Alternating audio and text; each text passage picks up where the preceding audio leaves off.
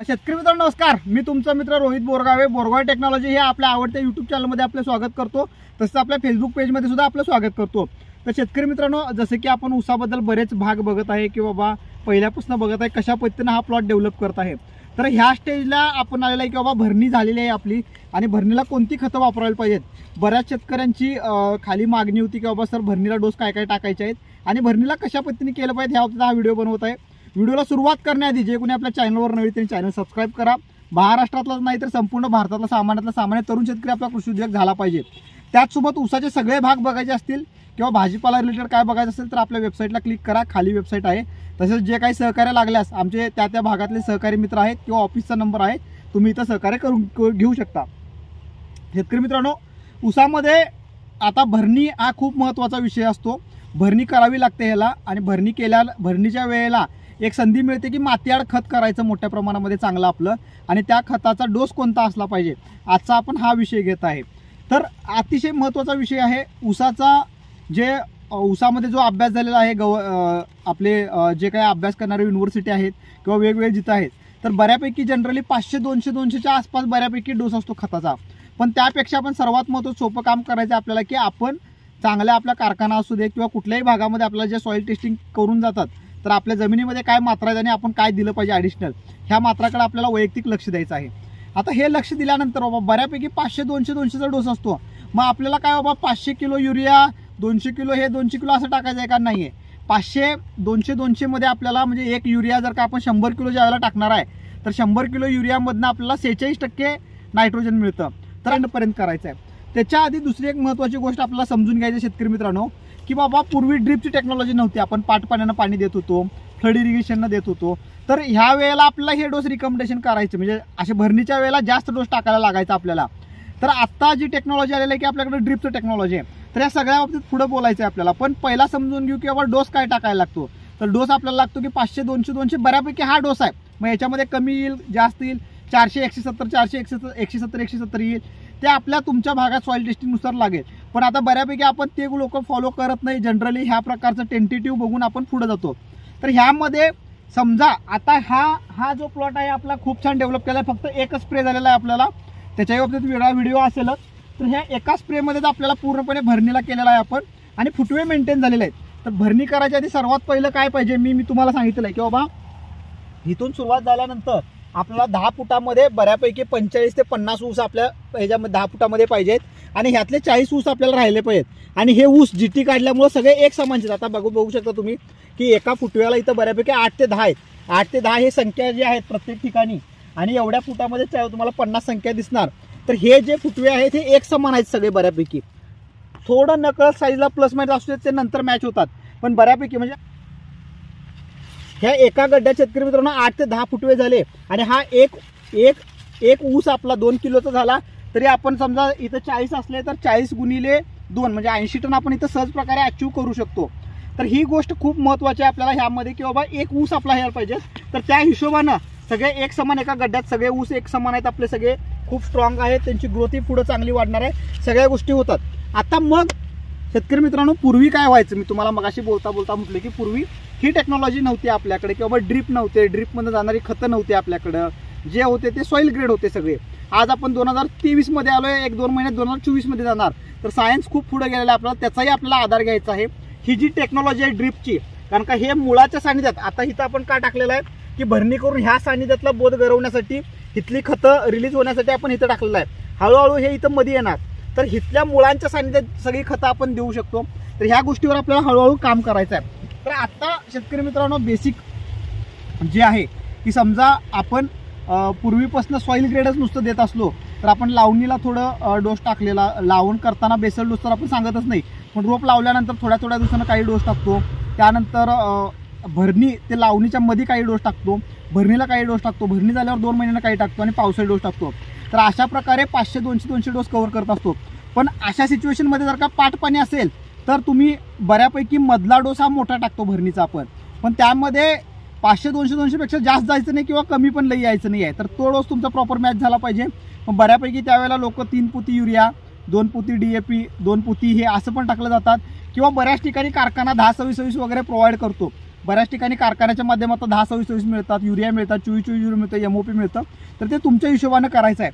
तर आता थोडं टेक्निकल सगळ्या गोष्टी बोलतोय, डायरेक्ट मुद्द्याला. म्हणजे तुम्हाला नुसतं मी सांगितलं की बाबा युरिया 5 घ्या, 10-26-26 2 घ्या, DAP 2 घ्या, MOP 1 घ्या, ह्याला मजा नाही शेतकरी मित्रांनो. तुम्ही स्वतः शहाणं झालं पाहिजे, तुम्हाला सगळ्यांना कळलं पाहिजे की मी काय टाकालोय, का टाकालोय आणि त्याचा फायदा काय होणार आहे. ह्यासाठी थोडा व्यवस्थित करतोय, तर तुम्ही समजून घ्या. तर शेतकरी मित्रांनो, ज्या वेळेला अशा पद्धतीने हे डोसेस टाकत असतो आपल्याला, तर समजा आता ह्याला ड्रीप आहे, तर आपण इथं काय केलं शेतकरी मित्रांनो की सिंपल युरिया तर काय टाकायची गरज नाही आहे, इथं ड्रीप आहे त्यामुळं युरिया आपण ड्रीपनं देऊ शकतो. आणि युरिया हे लीच आउट होतं जास्त, तुम्हाला माहिती आहे, त्यामुळे टाकून काय फायदा होणार नाही. त्यामुळे युरिया जो काय देणार आहे तो आपण ड्रीपनं देणार आहे. MOP पोटॅश, व्हाईट पोटॅश पण ड्रीपनं जातो, तोही आपण ड्रीपनं देणार आहे. मग राहिला काय, फॉस्फरसचा डोस आपला राहतो. मग फॉस्फरससाठी काय सोडू शकतो आपण की DAP आहे, 24-24 थोडं मिळतं फॉस्फरस, 10-26-26 मधनं फॉस्फरस पण मिळतं, पोटॅश पण मिळतं. मग योगायोगानं हा क्षेत्र बऱ्यापैकी इथं 17-80 एकरचा असल्यामुळं कारखान्याकडनं खतं घेतो, कारण का आपली इन्व्हेस्टमेंट वाचत्या. मग कारखाना आपल्याला रिकमेंडेशन काय करतो, कारखान्याकडनं काय मिळत होतं आपल्याला, तर कारखान्याकडनं युरिया 10-26 मिळत होतं. मग आपण सिंपल ह्याला पर एकर 4-4 भाग 10-26 टाकून घेतलेलं आहे. मग ह्यामधनं काय काय मिळाले आपल्याला की युरिया मिळालं, N मिळालं, P मिळालं, K मिळालं 26%. हे 4 बॅग टाकल्यानंतर की ते हळूहळू आता ते लागूच होत जाणार. आणि युरिया आणि पोटॅश आपण हे ड्रीपनं सगळं कव्हर करणार ह्यामध्ये. तर अशा प्रकारे आपल्याला NPKचं तर हे झालं. आता उसाला लागतं काय, NPK लागतं, त्यानंतर लागतं काय सल्फर, मॅग्नेशियम, कॅल्शियम नायट्रेट लागतं. पण हे सेकंडरी आहेत, हे खूप मोठ्या प्रमाणात पण लागत नाहीत आणि खूप कमी पण लागत नाहीत, त्याला मिडियम त्याचा यूज असतो. आणि नंतर काय लागतं मायक्रोन्यूट्रिएंट. पण मायक्रोन्यूट्रिएंट्स आणि ह्यांचं एकमेकांच्याबरोबर पटत नाही, त्यामुळे त्याला सेपरेट टाकावं लागतं. आता हे ड्रीप आहे त्यामुळे मायक्रोन्यूट्रिएंट पण आपण ड्रीपनं टाकू शकतो, त्यामुळे त्याचाही डोस आपल्याला टाकायची गरज नाही आहे. आता त्यामुळे ह्याला काय करतो आपण की सिंपल 10-26-26 टाकलेला आहे आपण ह्यामध्ये. थोडं आता मुळं तुटणार इथं, त्यामुळे फार्म राईजचा वापर केलेला आहे. फार्म राईज पर एकर 1 किलोच वापरावं लागतं शेतकरी मित्रांनो. हाय क्वालिटीचे जे रूटिंग हार्मोन्स आहेत त्यामध्ये, त्यामुळे 1 किलो फार्म राईज 10-26-26चे 4 बॅग एकरी वापरले तिथं. तसं 2-3 वापरलं आणि परत स्प्लिटमध्ये टाकलं तरी चालू शकतो. आपल्याला 500-200 डोस कव्हर करावा लागतो. तर त्यामध्ये तसं टाकलेलं आहे. मायक्रोन्यूट्रिएंट ड्रीपनं देणार आहे आपण, NP देणार आहे ड्रीपनं, सल्फर, मॅग्नेशियम, कॅल्शियम नायट्रेट हे पण आपण ड्रीपनं देणार आहे. त्यामुळं बाकी काय डोस यामध्ये टाकायची काय गरज नाही आहे आपल्याला. पण ज्यांचं ड्रीप नाही आहे तर त्यांनी काय टाकू शकतात, तर त्यांनी बाबा युरियाचा वापर करू शकतो. त्यामध्ये तुम्ही युरिया टाकू शकता, DAP यूज करू शकता. आता DAP काय यूज करायचं शेतकरी मित्रांनो, आता ह्यामध्ये पण अजून एक मुद्दा येतो की लगेच लागू होणारी खतं आणि स्लो रिलीज होणारी खतं.